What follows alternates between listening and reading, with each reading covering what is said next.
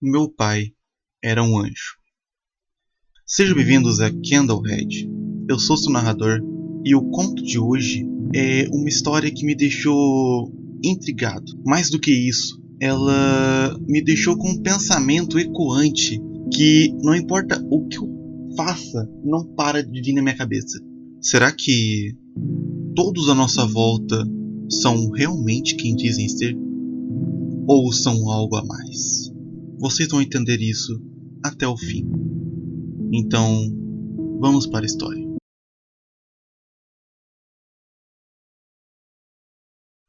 Não me lembro da minha mãe sendo sã em nenhum momento. Desde o instante em que eu nasci, a casa em que vivíamos estava mergulhada na loucura dela.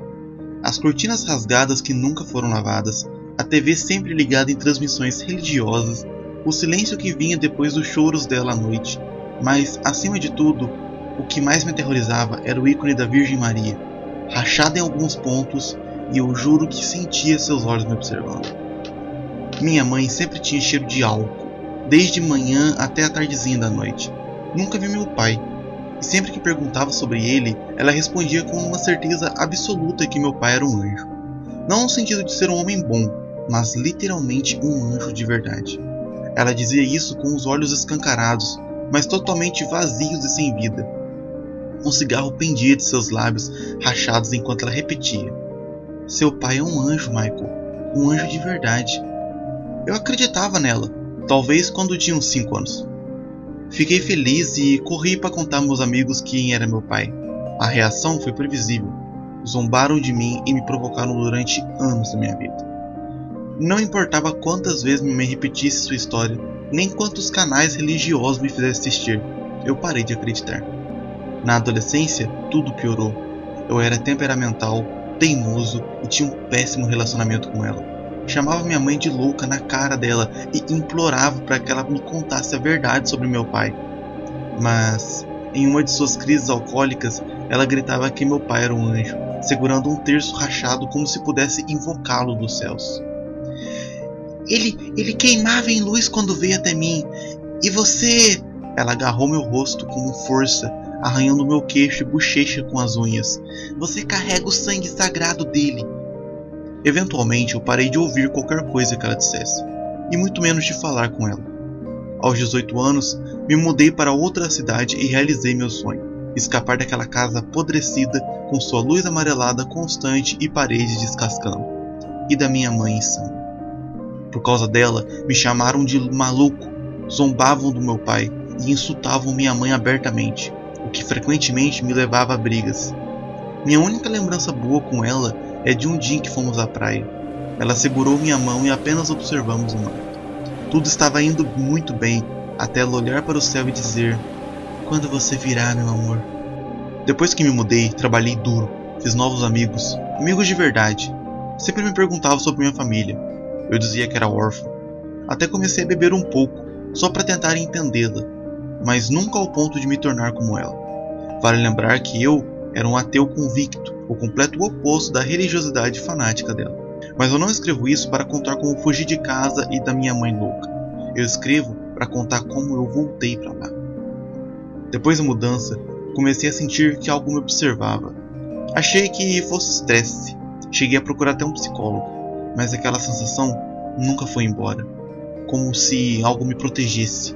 Uma vez, um carro quase me atropelou, mas eu consegui pular no último instante. Em outra vez, parei de andar sem motivo e 1 segundo depois, um galho enorme caiu de uma árvore e poderia facilmente ter esmagado meu crânio. Numa noite, minha mãe deixou 11 mensagens de voz. Algumas eram só soluços que viraram gritos, outras murmúrios de uma pessoa tonta. Mas a última mensagem, enviada meia hora depois de todas as outras, fez a minha pele arrepiar. A voz era da minha mãe, baixa e quase inaudível, como se ela estivesse escondida em algum lugar. "Ele está vindo por você, seu pai. Ele veio apenas por você." Eu fiquei paralisado olhando para o celular. Não conseguia me mover. Eu tinha cortado o contato com ela fazia mais de 1 ano, talvez 2, já perdi a conta. Na manhã seguinte, recebi uma ligação do hospital. Disseram que minha mãe havia sido internada na ala psiquiátrica. Eu fiquei sem reação. Parecia uma atitude fria, mas era como se eu já esperasse por esse desfecho. A enfermeira disse: "Precisamos que venha buscar os pertences dela. Na casa, encontramos algo estranho." Muito contrariado, voltei àquela casa, que ainda cheirava a madeira úmida e desespero, igual antes. Os pertences estavam em um recipiente de plástico transparente. Havia fotos antigas, onde ela ainda era jovem e bonita, sorrindo de verdade. Um sorriso que eu nunca vi nela. Havia outras coisas, mas duas me chamaram a atenção. Um diário grande e desgastado e uma pena negra enorme, espessa e estranha. Ela guardava ambos numa prateleira acima da cama.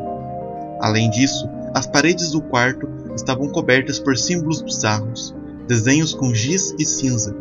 E o mais marcante era uma figura com asas e braços abertos, aparentemente desenhada com sangue.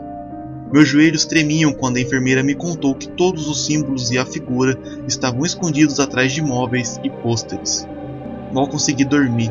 Eu acordei de frio. A janela estava aberta, embora eu lembrasse claramente de tê-las fechado. E havia marcas de garras no peitoril. Meu corpo inteiro se contraiu. Prendi a respiração e pela primeira vez comecei a considerar as palavras de minha mãe. Quando me deitei novamente, não consegui dormir devido a ruídos vindos do quarto de hóspedes. Não eram ratos. O som era rítmico e deliberado, como se alguém estivesse esculpindo algo. Não dormi um segundo sequer até o amanhecer. Os sons e o cheiro das roupas dela me transportaram de volta à infância, quando eu me encolhia, aterrorizado por uma tempestade. Naquela época, ela dizia que nada me aconteceria porque meu pai sempre estaria comigo. Eu sabia que todas as respostas que procurava estavam no diário. Quando o peguei, senti como se ele queimasse minhas mãos. Mas mesmo assim comecei a ler. Começava de forma inocente, anotações sobre meu nascimento, como ela chorou ao me ver pela primeira vez, que meus olhos lembravam os dele. Ela nunca mencionava o nome dele. Mas depois, as coisas ficaram estranhas. Havia cartas de amor para meu pai, louvores à sua beleza divina e descrições de rituais estranhos e horríveis para invocar anjos. Ele veio até mim novamente. Disse que levaria nosso filho, apesar de ter prometido que não faria isso. Disse que ama apenas a mim e que eu deveria ascender com ele. Os vizinhos o ouviram no sótão. Ninguém fala mais comigo. Eles sabem quem gerou meu filho. Ele disse que virá buscar nosso filho em breve, que chegou a hora. Como ele pôde fazer isso? Ele prometeu que eu iria no lugar dele. A última anotação dizia: "Não deixarei que ele leve nosso filho. Farei de tudo para impedi-lo." Fechei o diário com força, lutando contra o enjoo. Minhas mãos tremiam de medo. Larguei tudo e fui embora daquela casa. Naquela noite, eu sonhei com asas, não como a de livros infantis, mas enormes e quebradas, com pontas parecidas com carvão e raízes douradas. Uma voz distorcida e errada repetia meu nome.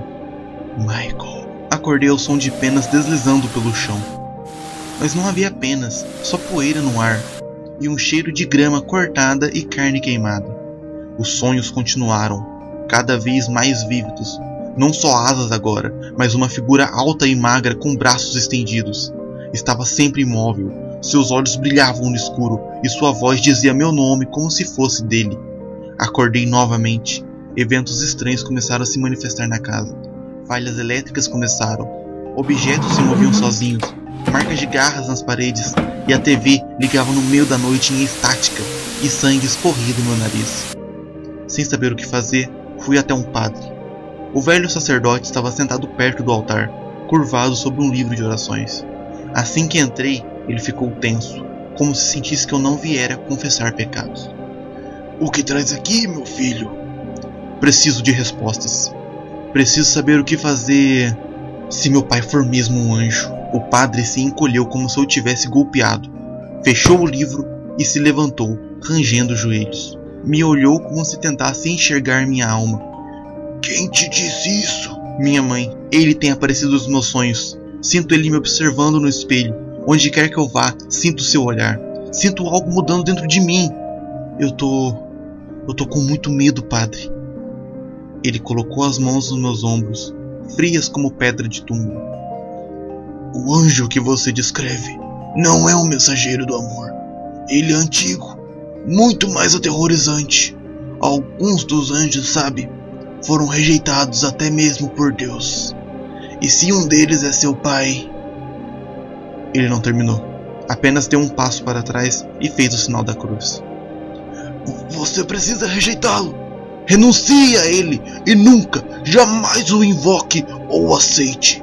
Não olhe para o rosto dele se ele aparecer.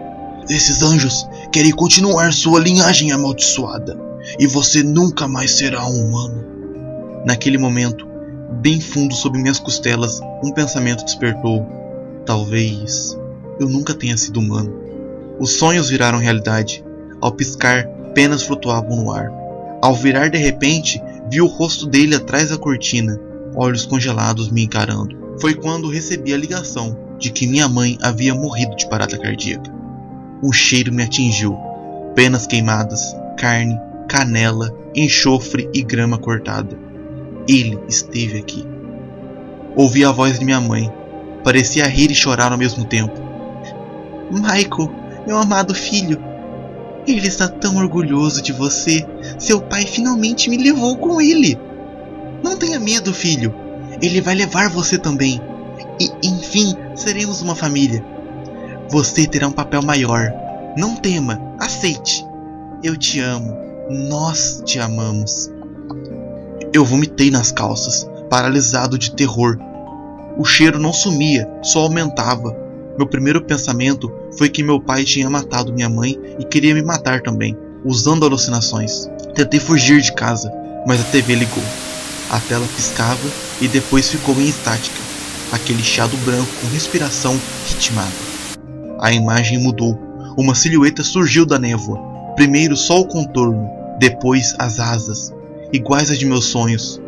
A cabeça se inclinou, o rosto oculto por uma luz distorcida. Ele se moveu, de dentro da TV, se aproximando quadro a quadro.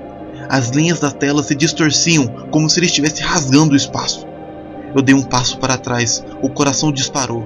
Então, no meio da estática, uma voz distorcida e desumana disse: Você está pronto.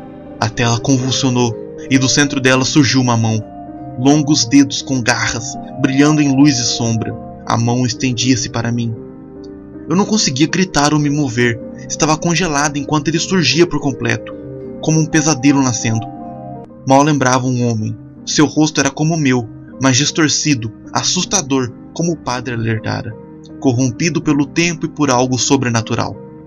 Alto, magro, envolto em asas que brilhavam como metal. Sua voz soava como o vento sobre um túmulo. Agora somos uma família de novo, pai. Desmaiei. Não sei quanto tempo se passou. Horas, dias talvez. Mas acordei no chão do banheiro, em uma poça de sangue. Tossi, cuspindo sangue e senti algo pulsando sobre minha pele. Meu sangue estava mudando. Quando olhei no espelho, meus olhos não eram mais meus. Eram dele. Horas depois, senti uma dor insuportável nas costas, como se algo tentasse sair de mim. Toda a comida começou a ter gosto de cinzas. Passei a ouvir sussurro de orações em diferentes idiomas, vindos dos espelhos, dos canos e dentro da minha própria cabeça, e sempre ouvia a voz de meu pai. Michael, você nasceu para ascender. Eu existia antes do grande dilúvio. Meu sangue ancestral corre em você.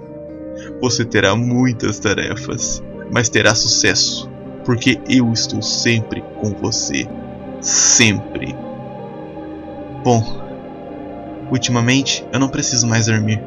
Minhas costas lentamente se rasgam enquanto pedaços de asas negras brotam da carne. Ele veio até mim ontem. Mostrou céus em chamas e oceanos de asas. Um trono feito de olhos. Sua voz soava como o canto de milhares. Disse que me ensinaria a andar entre dimensões assim que minhas asas estivessem crescidas. Segundo ele, em 2 dias elas estarão livres. Minha pele se desfaz em flocos como cinzas, e meus dentes caem, sendo imediatamente substituído por outros, mais afiados. Não sinto mais dor. Parei de rezar para que tudo acabasse. Afinal, sempre que tentava, minha língua queimava até virar cinzas, e então renascia. Parei de sentir medo. O medo se dissipou quando senti o ar se dobrar ao meu redor. Eu aceitei. Agora vejo outros anjos como meu pai. Eles me acolhem entre eles. Minha mãe está junto a eles, chorando de alegria. Eu me sinto feliz. Finalmente tenho uma família novamente. E agora, enquanto digito isso, eu vi o futuro, onde brilho em luz como meu pai. Estou cercado por fogo, e em breve darei continuidade à linhagem. Amém. Não há mais o que se dizer após essa história. Como havia dito anteriormente, ela me deixou com esse pensamento de que, às vezes, o seu vizinho, o seu amigo próximo, pode não ser igual a você. Pode ser que ele seja algo a mais, algo belo, algo divino. Até o próximo vídeo.